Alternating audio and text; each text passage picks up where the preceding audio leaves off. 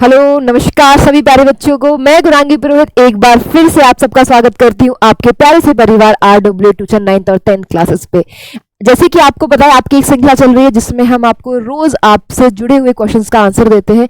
अब भी फिलहाल बच्चों का बहुत ही ज्यादा क्वेरी है या फिर उनको समझ उनके दिमाग में बहुत ही ज्यादा टेंशन चल रही है इस चीज की कि मैम हमारी समर वेकेशन चल रही है, हम इसमें कैसे सिलेबस को कंप्लीट कर लें। क्योंकि बहुत सारे बच्चों को ये लगता है कि अगर हमने आने वाले जो 2 महीने हैं अगर हमने इनमें अपना सिलेबस कंप्लीट कर लिया तो ये आने वाली साल है आपकी वो बहुत स्मूथ चलेगी और हम पहले से कंप्लीट कर चुके हैं अपना सिलेबस, तो फिर पढ़ाई भी बहुत अच्छी से होगी।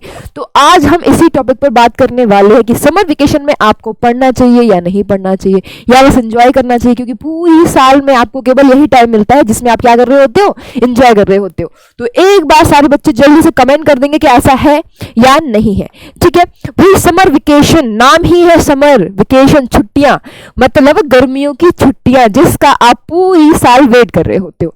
पर रिसेंटली मैं आपको अपनी रिसर्च बता दूं या फिर रिसेंटली जो बच्चे को रिजल्ट आया, जो टॉपर्स निकले हैं उनसे जब हमने बात की तो उनके बात करने के आधार पर क्या कंक्लूजन निकला है।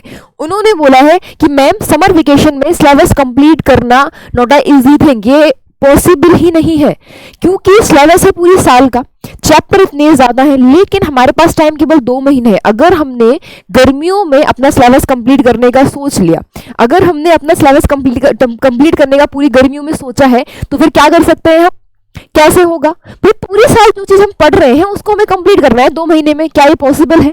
बहुत ही ज्यादा मुश्किल। तो मैम हमें क्या करना चाहिए? अब बच्चों का ये है, आपने ये तो बता दिया कि समर वेकेशन में सिलेबस कंप्लीट करना इतना पॉसिबल नहीं है। अब हम क्या करें मैम, क्या हम अकेले छुट्टियां बना लें? अब तो ये होगा कि सिलेबस कंप्लीट हो ही नहीं सकता तो हम एक काम करते हैं, वेकेशन प्लान करते हैं और बाहर कहीं घूम के आते हैं। भाई ऐसा भी नहीं करना है। 9th के बच्चे हैं वो एक बार को बाहर जाके घूम भी सकते हैं, लेकिन जो 10th के बच्चे हैं आपका बोर्ड होने वाला है, आपका बोर्ड होने वाला है तो आपको मेहनत करने की ज्यादा जरूरत है। समर वेकेशन में छुट्टियां ना बनाकर इसको क्या करना है, आपको आपका स्टडी टाइम बनाना है। इसको किस तरीके से प्लान करोगे, किस तरीके से प्लान करोगे एक बार मैं आपको बता देती हूँ किस तरीके से प्लान होगा।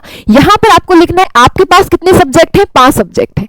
क्या सब्जेक्ट है आपके पास? 5 सब्जेक्ट है। उसमें क्या क्या आने वाला है? मैथ्स है आपके पास, साइंस भी है आपके पास, हिंदी है आपके पास, इंग्लिश है आपके पास और आपके पास SST है।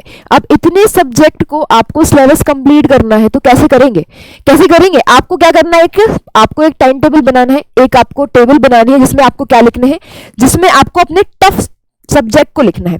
जैसे किसी किसी बच्चे को क्या होता है, मैथ्स टफ लगता है, किसी किसी को साइंस टफ लगता है और किसी किसी को इंग्लिश टफ लगता है। हिंदी और SST लोग ऑलमोस्ट कंप्लीट कर ही लेते हैं।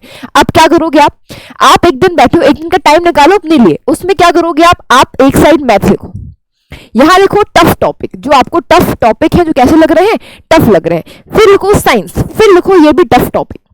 जैसे आपकी साइंस में 13 चैप्टर है, ठीक है, उन चैप्टर के अकॉर्डिंग आप क्या करोगे, आप लिखो कि आपको लाइट वाला चैप्टर कठिन लगता है या वो टफ है, उसमें थोड़ा सा हमें ज्यादा मेहनत करने की जरूरत है। साइंस में देखेंगे, साइंस में आपका पहला ही है लाइफ प्रोसेस, उसमें बहुत सारी प्रोसेसेस है, वो थोड़ा टफ हो जाता है। ऐसे ही अगर आपको देखो मैथ्स में भी ट्रिग्नोमेट्री लोगों को थोड़ा टफ लगता है, तो आपको क्या करोगे, आप एक बार पूरा सिलेबस लिखोगे, सिलेबस के अकॉर्डिंग अपने टफ टॉपिक को लिखोगे और ये 2 महीने का टाइम है, इन 2 महीने में केवल आपके जो टफ टॉपिक है या जो इंपॉर्टेंट टॉपिक है उनको कवर किया जा सकता है बहुत ही आसानी से। अब अगर आप पूरा सिलेबस कवर करने का सोचोगे, जो ओवरऑल आपके पास 5 सब्जेक्ट है, अगर आप इनको कवर करने का सोचोगे तो क्या होगा, हौच पौच हो जाएगा। मैथ्स भी पढ़ लिया थोड़ा, SST भी पढ़ लिया, साइंस भी पढ़ लिया, हिंदी भी पढ़ लिया, अब दिमाग तो एक ही है, 2 महीने का टाइम है, उसमें भी आप क्या कर रहे हो, उसमें भी आप सारी चीजें भरे जा रहे हो। अब एक तो ये हो सकता है कि आप अपने टफ टॉपिक निकाल लो, उसके अलावा क्या कर सकते हो आप, उसके अलावा एक तो आप क्या करते हो, क्लासेस आपको क्या मिल रही है, आपको ऑनलाइन क्लासेस मिल रही है ना, आपके पास क्या हो रही है, आपको ऑनलाइन क्लासेस मिल रही है। टाइम टेबल बनाओ, क्लासेस लो, आपको जो क्लासेस यहाँ चल रही हैं बहुत सारे बच्चों का बैकलॉग लग गया है, उस बैकलॉग को कवर करो इस टाइम में। अगर आपने अभी से बैकलॉग को कवर कर लिया तो आपके लिए एक और इजी थिंग हो गई है क्या, कि आप टाइम टू टाइम क्लास लेके अपनी क्लास को कंटिन्यू कर पाओगे, अपना सिलेबस कंटिन्यू कवर कर पाओगे। एक तो ये हो गया, अपने बैकलॉग को क्या करना है इस गर्मियों में, अपने बैकलॉग को हटाना है। दूसरा आपको क्या करना है, दूसरा आपको अपने टफ टॉपिक को कवर करना है इन गर्मियों की छुट्टी में। तीसरा क्या करना है, तीसरा आपको आपका सिलेबस को एनालिसिस करना है कि किस टॉपिक से कितने क्वेश्चन आपके पेपर में पूछे जाते हैं, कौन से टॉपिक आपके लिए मोस्ट इंपोर्टेंट होने वाले हैं। समर वेकेशन में सिलेबस कंप्लीट करने का इससे ज्यादा सिंपल कोई भी तरीका नहीं हो सकता है।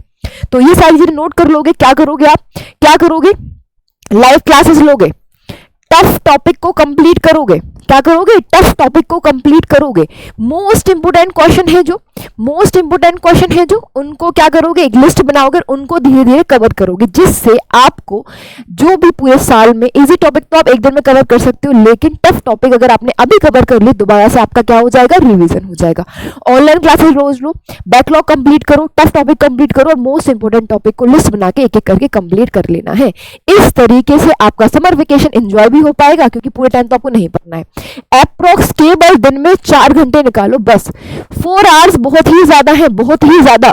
उसके अलावा आपके पास 20 घंटे बचे हैं, 20 आवर्स बचे। इन 20 आवर्स में आपको एंजॉय करना है, क्योंकि ये गर्मियों की छुट्टियां बार बार नहीं मिलती हैं, पूरे साल वेट करने के बाद आता है ये टाइम, ठीक है ना। तो आपको 24 घंटे में 4 घंटे पढ़ाई करनी है और 20 घंटे क्या करना है, एंजॉय करना है। क्योंकि अभी एंजॉय कर लो, उसके बाद बहुत ही पढ़ाई आने वाली है और बहुत ही माइंड पे स्ट्रेस आने वाला है। तो दिमाग को खाली रखना भी बहुत ज्यादा जरूरी है, दिमाग को थोड़ा एंजॉयमेंट भी दो।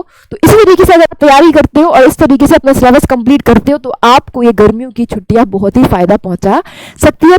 मिलते हैं ऐसी और भी इंटरेस्टिंग वीडियो के साथ। और भी आपकी जो भी क्वेरी है और आप चाहते हो कि उस पर आपको वीडियो मिले, तो आप मुझे कमेंट बॉक्स में जरूर अपनी अपनी क्वेरी लिख देना।